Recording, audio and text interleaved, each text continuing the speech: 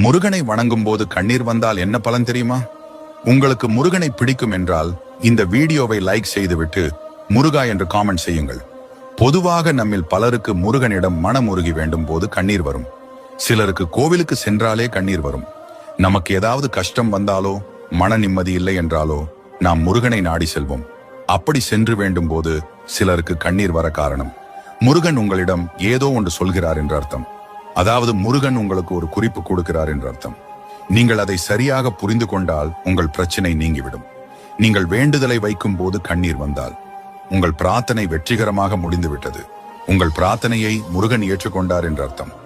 இனி எல்லா பிரச்சனைகளும் நீங்கி உங்கள் எண்ணங்கள் நிறைவேறும் என்று நம்பப்படுகிறது. முருகன் பக்தர்களுக்கு இந்த பதிவை ஷேர் செய்து தெரியப்படுத்துங்கள். முருகனை வணங்கும் போது கண்ணீர் வந்தால் என்ன பலன் தெரியுமா? உங்களுக்கு முருகனை பிடிக்கும் என்றால் இந்த வீடியோவை லைக் செய்துவிட்டு முருகா என்று காமெண்ட் செய்யுங்கள். பொதுவாக நம்மில் பலருக்கு முருகனிடம் மனமுருகி வேண்டும் போது கண்ணீர் வரும். சிலருக்கு கோவிலுக்கு சென்றாலே கண்ணீர் வரும். நமக்கு ஏதாவது கஷ்டம் வந்தாலோ மன நிம்மதி இல்லை என்றாலோ நாம் முருகனை நாடி செல்வோம். அப்படி சென்று வேண்டும் போது சிலருக்கு கண்ணீர் வர காரணம் முருகன் உங்களிடம் ஏதோ ஒன்று சொல்கிறார் என்ற அர்த்தம். அதாவது முருகன் உங்களுக்கு ஒரு குறிப்பு கொடுக்கிறார் என்ற அர்த்தம். நீங்கள் அதை சரியாக புரிந்து கொண்டால் உங்கள் பிரச்சனை நீங்கிவிடும். நீங்கள் வேண்டுதலை வைக்கும் போது கண்ணீர் வந்தால் உங்கள் பிரார்த்தனை வெற்றிகரமாக முடிந்துவிட்டது.